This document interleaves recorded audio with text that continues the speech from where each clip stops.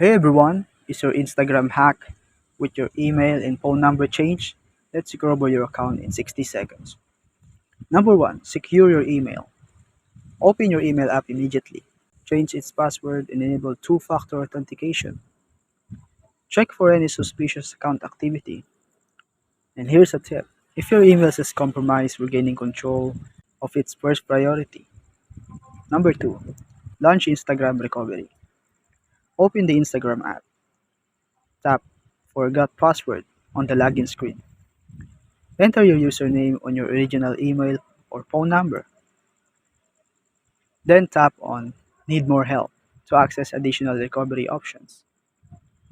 Number 3. Verify your identity. Follow the on-screen prompts. Instagram may ask for a selfie or verification details. Provide the necessary information to prove you are the rightful owner. Note: give accurate details to speed up verification. Number 4. Restore and secure your account.